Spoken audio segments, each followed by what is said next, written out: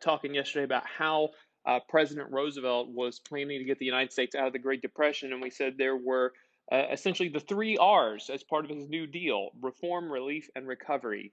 And reform, they changed the banking institutions and stock markets so that essentially, uh, you know, people couldn't mislead investors anymore. They wanted to make banks safer places.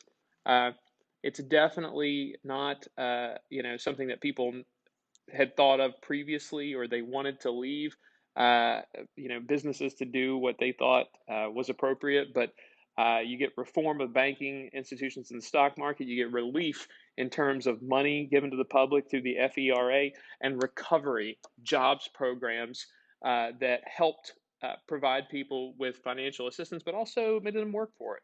We mentioned the CCC yesterday, and we left off talking about the AAA. That was the program to help farmers, okay?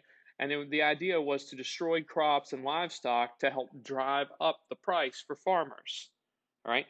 So that program was beneficial, and you, once again on the map that you just saw, a lot of farms are going to take AAA money. They didn't make them do it.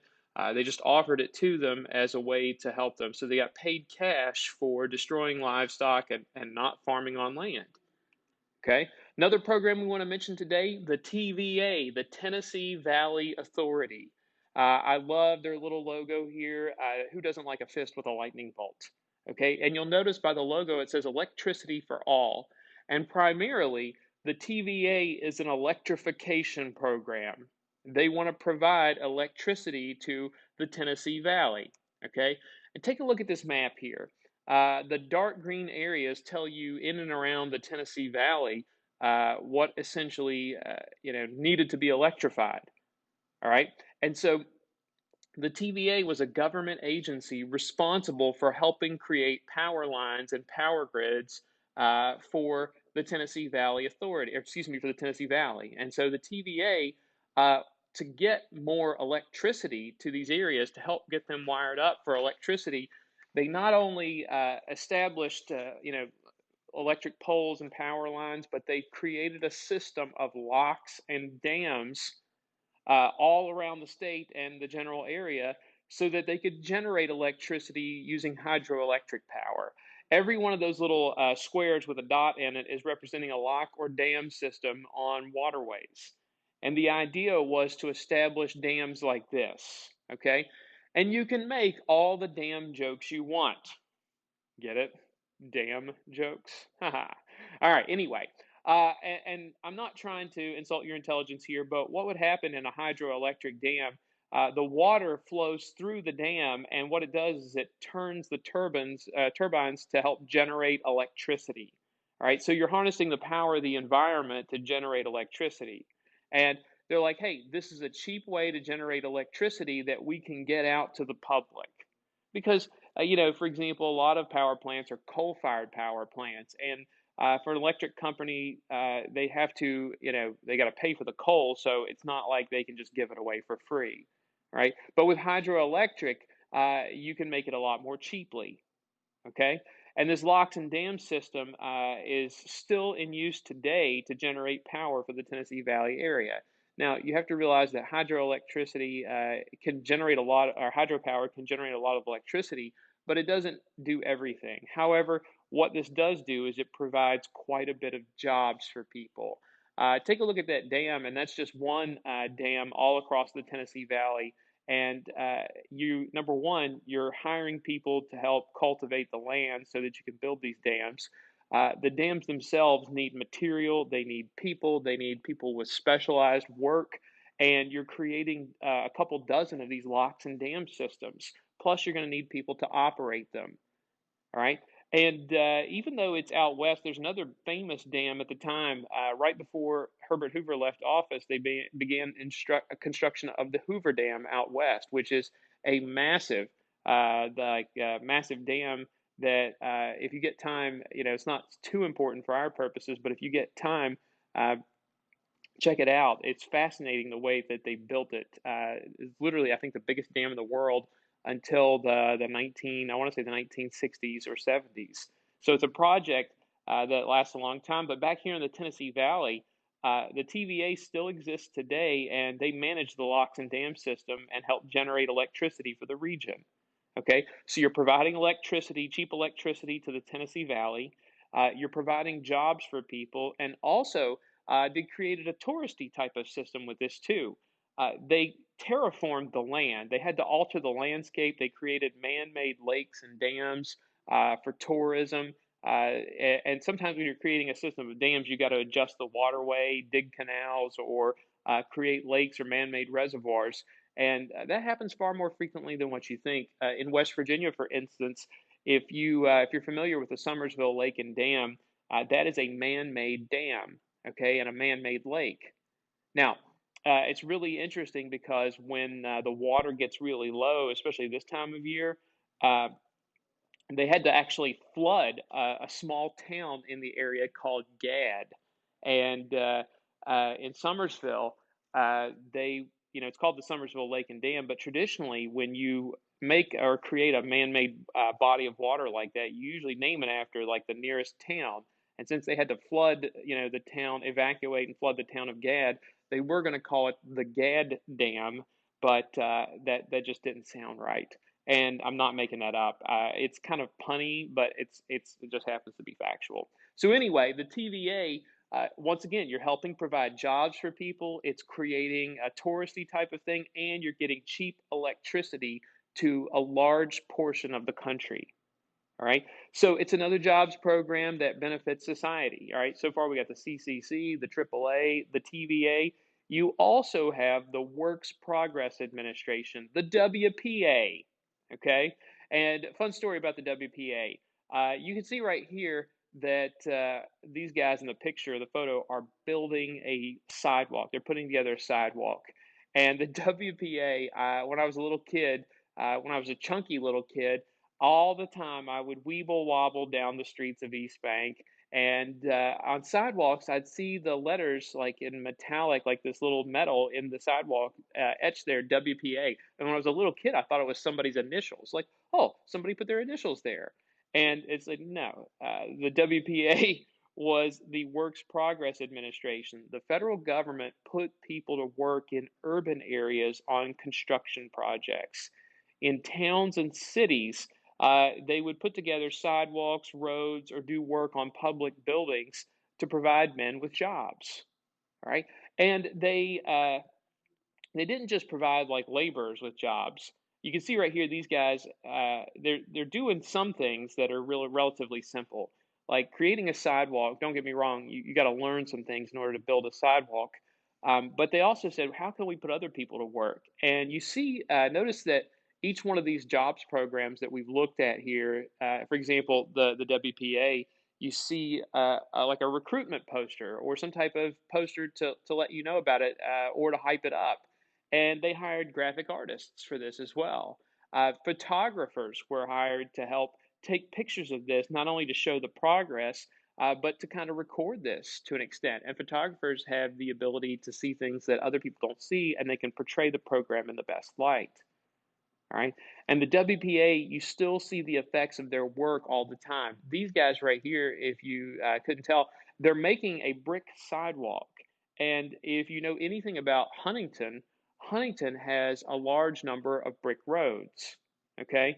And the brick roads, if you still go down to portions of town where the brick roads exist, you'll see on like at little intersections where the streets cross over each other, you will see little blocks that say WPA, and they'll have the year on it, letting you know the WPA workers put that down. WPA workers put those bricks into place in a large portion of the places in Huntington. All right. Now, you'll also find this interesting too. The WPA, okay, they wanted people to constantly have work to do, jobs to do. And in order to do that, there was a rumor, and there was an older fellow I used to go to church with who swore this was true. He said that the WPA in Huntington had run out of work to do. So, what they had the workers do was take the bricks out of the road and flip them upside down so that they would get evenly worn on both sides. Now, is that necessary? Probably not. But those men needed work to do. Okay, they needed to get paid, work needed to be done, and so they were like, "Hey, we can make it happen." All right, so we've got the CCC, we got the AAA, the TVA, and the Works Progress Administration. When I got older and found out what the WPA was, I was a little disappointed to know that somebody did not have their initials in the sidewalk. So maybe one day I'll build a sidewalk and put my initials in it just for fun. All right, so this is another way to put people to work. Okay. One other program that was not a jobs program, but it meant to help people who were affected by the Depression was a law called the Social Security Act. Right. You've probably heard of Social Security, but you may not know what it is. You have to remember this: when the stock market crashes and banks go out of business, for a person like my age, it's not a big deal to go back to work. Yeah, it sucks. But what if you're 65, 70 years old and you lost all your money in the stock market? Or you had money in the bank and your whole life savings was there, and now what do you do? And he said, look, old people are vulnerable and they can't go back and work. So FDR created this program called Social Security, which was designed to be a retirement pension or retirement money for senior citizens. Okay. And so what they started doing was they would provide everyone with a social security card that had a number or a designation on it, right? And that social security card would guarantee that you're in the system, and when you work, you pay a certain amount of money in social security tax. Right now, I think it's at 6%. 6% of your salary goes to social security fund. And that social security fund is there. So if you, once you turn 65 years old, you would have paid into the system for many, many years if you're working, and then you would have the right to draw money out of that program too. And you have the right to draw money for the rest of your life. Okay. And Social Security was designed to help senior citizens. And you can see right here too on the Social Security card, if you've ever wondered, they have the numbers mean something. The first three numbers are geographic areas. Like, for example, in West Virginia, if you're born in West Virginia, traditionally, like if you see 232, 234, 235, 236, that number has traditionally been the West Virginia area in terms of where we are in geography. All right.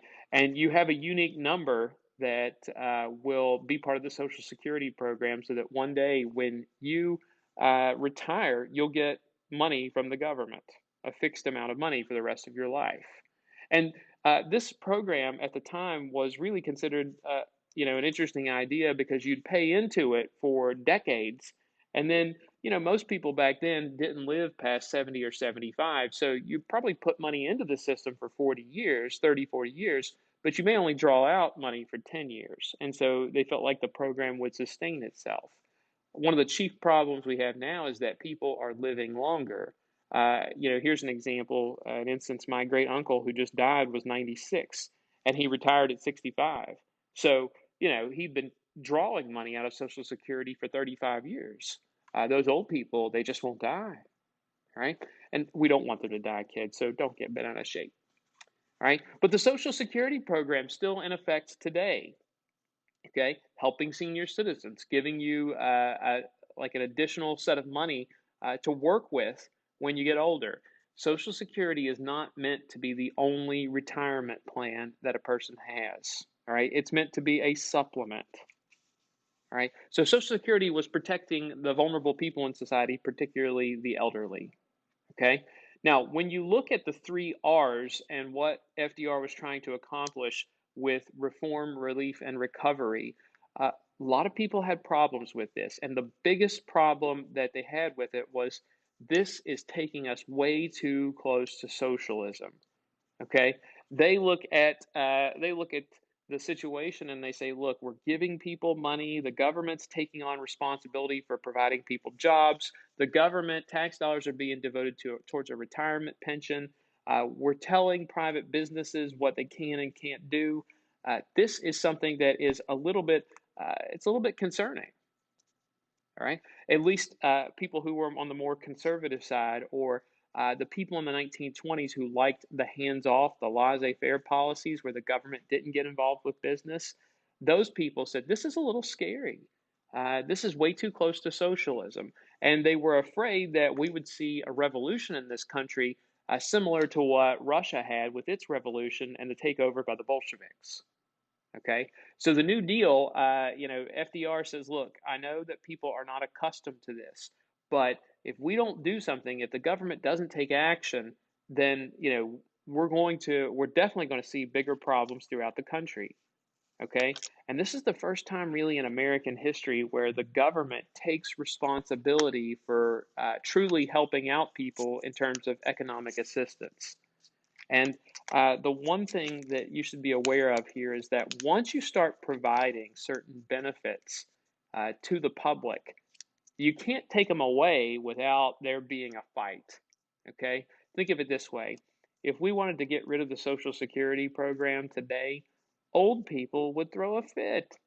And then there's people my age that would throw a fit as well because I've been working for 20 almost 20 years and I've been paying into that system. So you're going to tell me all that money I paid in Social Security taxes I'm never going to get back now. That would definitely be an issue, right? So the government, and by the way, we have since expanded federal government responsibility for people. The Social Security program, the FERA, there are a number of other welfare programs that get instituted later on in American history that we'll talk about, especially in the 1950s and 60s. All right, that's FDR's New Deal and his plan for getting us out of the Depression. We'll pick up with this a little bit more on Monday, and we'll tell you about the Japanese.